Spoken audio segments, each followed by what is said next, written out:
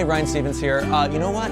I really liked The Last of Us. I liked it so much that I wanted to share my top 10 favorite moments with you. They're not all gameplay moments, they're not all story moments, it's kind of a combination, but these are the parts of the game that kind of really spoke to me, really evoked feelings, or they did something that I was so familiar with, but they spun it out in such a different way that I was still just completely enthralled. And I know I'm using a lot of like happy adjectives, as I'd like to say, but you know, I really think the game's fantastic. So without further ado, here are my top 10 moments from The Last of Us.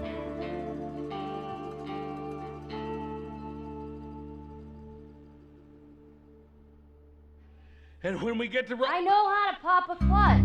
How the hell do you know what? I don't care. Just don't fuck it up. All right, Ellie, get ready. Now, hit it. Hit it. Trying to get that car going is an exercise in total exposure. I pushed the thumbstick so hard, I was just trying to give Joel some of that extra oomph so he could just push the car as Ellie just yelled on, warning about the incoming infected.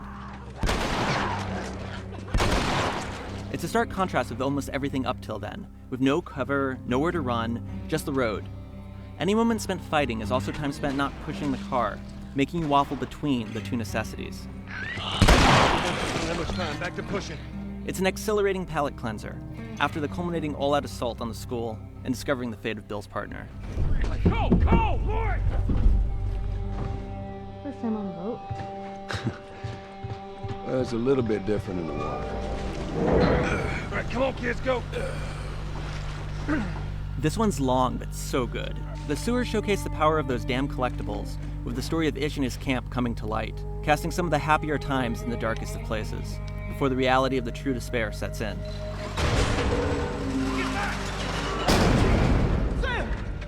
After springing the trap that leads to Joel and Ellie's separation, I had a small heart pang. I mean, these relationships are really starting to grow on me, and it casts a brief spotlight on young Sam as well. So, this is awkward. Yeah, I know. It's like every time. Clickers! As the sanctuary gone sour, the sewers provided a compelling side story, with the epilogue playing out in the suburbs.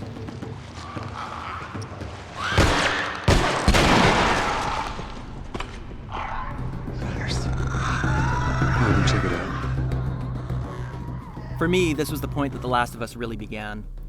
At this point, you fought some humans, you've been introduced to the clickers, a couple infected, but now it's time to go empty a giant room. There aren't any tools at this point, bullets are scarce, and the melee weapons are weak.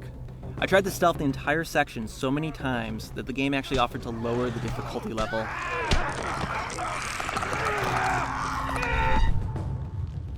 Eventually, I hit upon a stealth retreat attack gumbo that worked and felt more fluid and wild than the more metered stealth.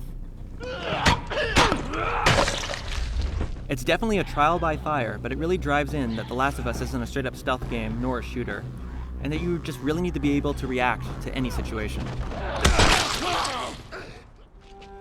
You really shouldn't be out here all on your own. I don't like company. I see. Massive plot points aside, I'm a big fan of anything that plays out like Straw Dogs, or Home Alone for adults.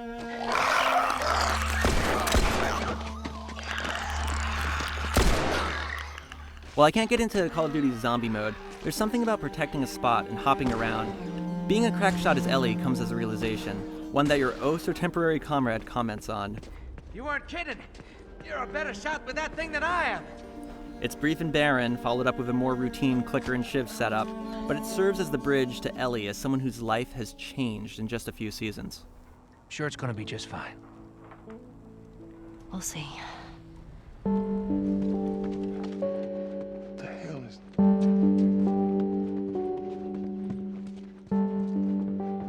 Mysteries are a great thing. The Giraffes give a perfectly crafted moment, from a fleeting glimpse to the very real long black tongues and even longer spotted necks. It raises questions, but there's no real drive to get them answered.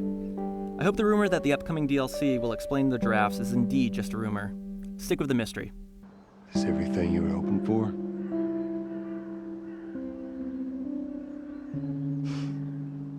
It's got its ups and downs. Come on.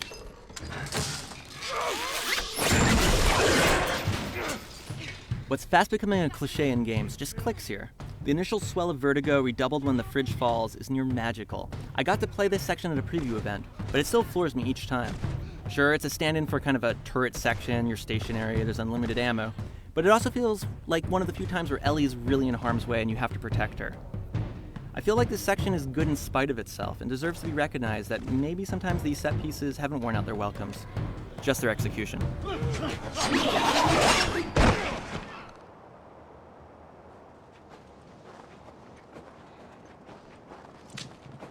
There he is. So yeah, The Last of Us is good at taking tropes, recent ones at that, and spinning them into gold. Hunting and bows might be the new black, but when Ellie appears with a stag in her sights, the world just melts away as you listen to the birds and crunching snow as you try to track down your dinner. The whole time my mind was burning, wondering what happened to Joel. You know, if the internet predictions would be proven true. And yes, I've hunted in games before, but outside of an ecosystem and being part of the plot, actually made this little swath of wilderness really stand out as I put my questions aside and just tried to focus on surviving and stalking. Everything's cool. This place is not creepy at all.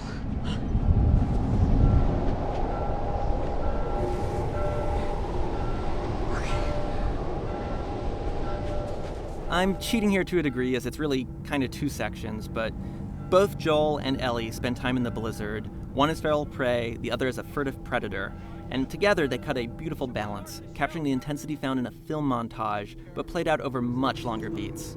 The Last of Us is a pretty game, and even in the monochrome nothingness of the snow, I felt spellbound. Give up now. Promise me. Okay, so basically the entirety of winter is just amazing. Yeah, the broken glass littered throughout telegraphs the bad omens to come, but the cat and mouse scenario simply hums, interlaced with the constant rise of just how despicable David is. I often feel like boss fights need to be gratuitous or campy, maybe both, to be effective, like the bloaters found in The Last of Us. But here, it's just skills stripped down to the bare necessity, with keen ears and fleet feet, and maybe some help from Team Brick, winning the day. Whoops.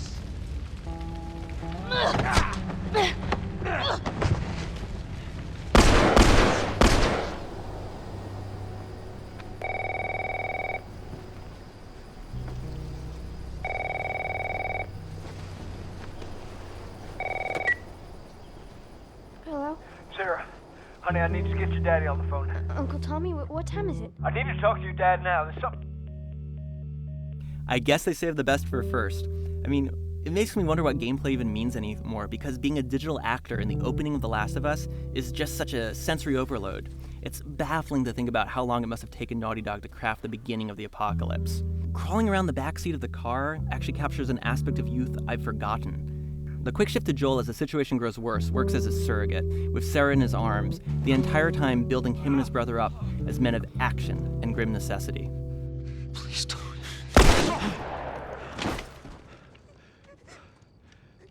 Oh no. Sarah. Move your hands, babe. I know, baby, I know.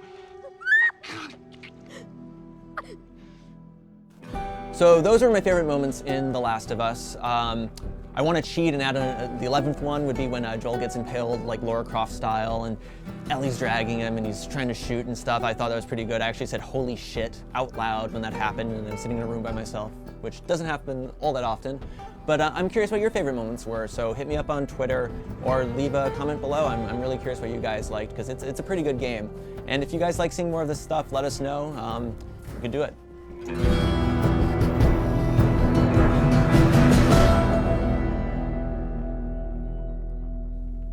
I'm actually gonna try that one more time because I want to say spoiler. Spoilers, we'll just put in the thing.